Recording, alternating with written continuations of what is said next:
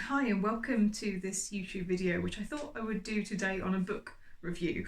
The book is this one here.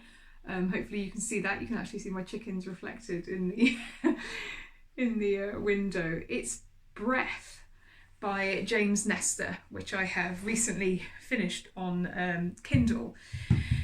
And I thought I would just share a bit about it because I found it a really useful book, and I thought I would perhaps make a new series of these sort of videos. I always say I'm not very good at book recommendations. People always say, oh, what should I read about this and that?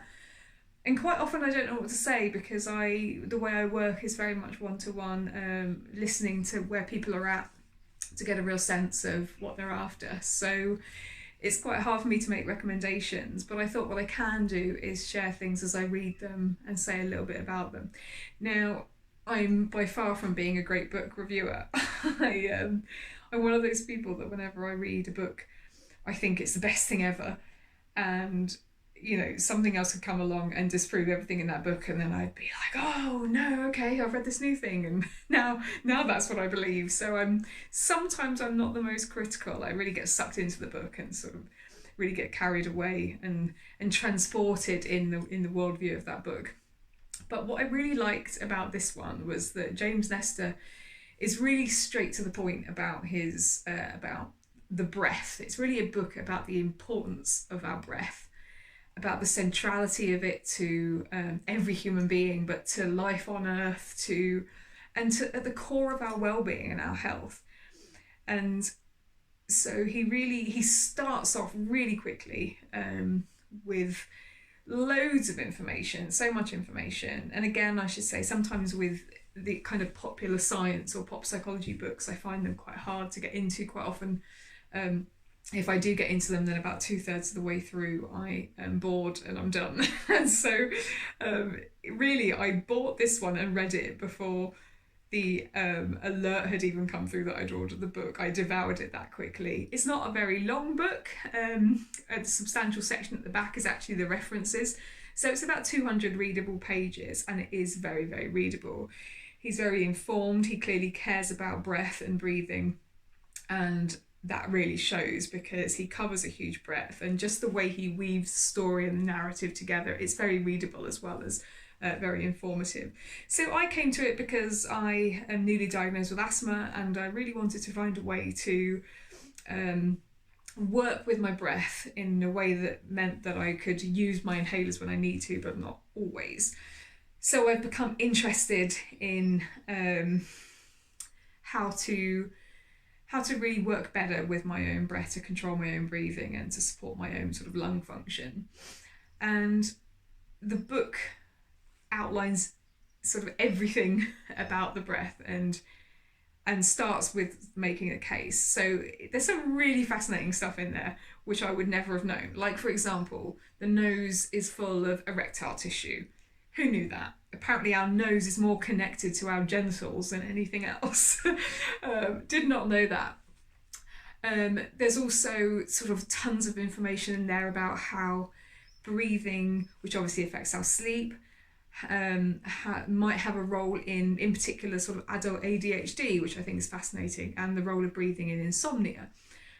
So there's all sorts of facts and figures and some really quite harrowing detail on the problems that we have if we don't breathe properly. Now, I don't breathe properly, as you can tell as I'm talking. I am a mouth breather, partly I think because of this asthma, but I don't know what came first. I don't know really what started it, but I do, and I have been for a while, breathing through my mouth. There we go.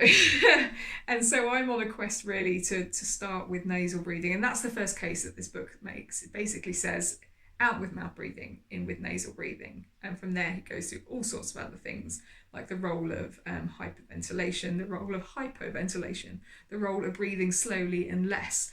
And even he goes into this fascinating section on the role of chewing and how basically we've lost our facial structure and our faces have got too small and crowded because of the shift to sort of processed food on an industrial scale, and how all of our food got too soft, and so our faces have kind of collapsed in, and then our airways have got clogged.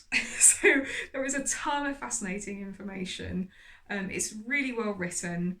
I really recommend it for anyone who is either a mouth breather and wants to stop, anyone that's ever had trouble with their breathing or just interested in improving their health and well-being, because it really goes back to this core autonomic system that we have that we take for granted. And obviously if you do yoga already, or you do any other kind of body work or breath work, then you'll be really aware of how important the breath is.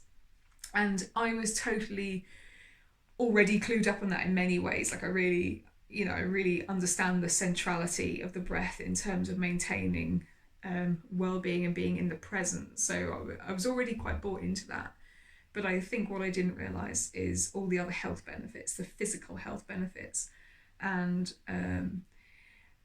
all of the ways that actually we can change our relationship with our breath and our oral posture through some really simple steps. And James Nestor does a really good job of breaking down the different breathing techniques we can use day to day, both as he goes along, but also in the appendix at the end, where all the techniques are listed.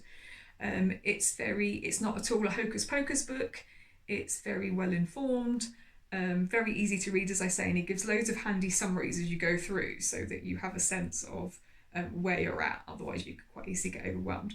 So I really recommend it. I think it's essential reading for anyone. I think for therapists it'll be really great because you can talk to your clients a bit about their breathing if you don't already do that. But I think mainly, just for everyone to become more aware of their breath and their posture and their chewing and how much